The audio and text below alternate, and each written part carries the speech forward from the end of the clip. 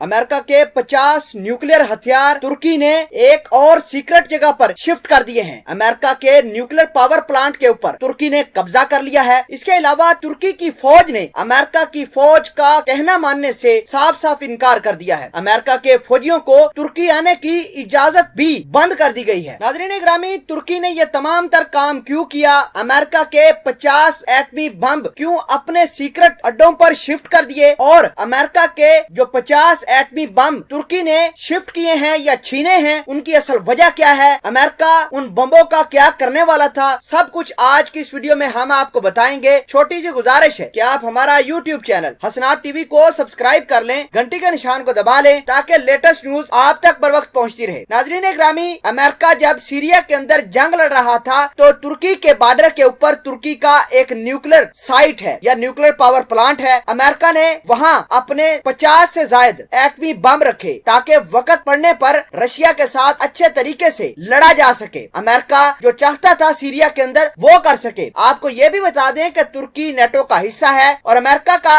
एक बहुत बड़ा साथी भी रह चुका है। नाज़रीन ग्रामी, अमेरिका का बैटल ग्राउंड हुआ करता था। अमेरिका के फौजी और अमेरिका के जितने भी फाइटर थे वो तुर्की के बॉर्डर से ही उड़कर सीरिया के अंदर दुश्मनों पर हमला करते थे। लेकिन जैसे जैसे हालात बदलते गए, अमेरिका अपनी फौज सीरिया से निकाल कर ले गया, लेकिन अमेरिका के वो 50 न्यूक्लियर बम वहीं तुर्की के अंदर रह गए। अब अमेरिका उस तमाम तर बमों को वापस ग्रीस के अंदर शिफ्ट करना चाहता था और अमेरिका यही बम जो 50 बम तुर्की के अंदर इस्तेमाल करने थे, इसने ये अब ग्रीस के अंदर रखेगा और ग्रीस और तुर्की की आपस में लड़ाई जारी है। हो सकता है कि अमेरिका ग्रीस के अंदर अपने एटम बम रखता और दोबारा तुर्की के ऊपर अटैक कर देता। इसी वजह से तुर्की ने इस तमाम तर खतरे को भांप कर अमेरिका की फौज को साफ साफ इनकार कर दिया है और ट्रंप को बता दिया है कि तुर्की के अंदर जो 50 इन सीरिया न्यूक्लियर साइट के ऊपर अमेरिका के बम पड़े हुए थे वो अमेरिका को नहीं मिलेंगे। अमेरिका की फौज का आना जाना, किसी भी ऑफिशियल का तुर्की आना जाना बैन कर दिया गया है। दूसरे नंबर पर बड़ी अहम बात यह है कि तुर्की ने उन तमाम तर बमों को, अमेरिका के जो एटम बम थे जो सीरिया के बॉर्डर के ऊपर, तुर्की के बॉर्डर के ऊपर मौजूद थे, उनको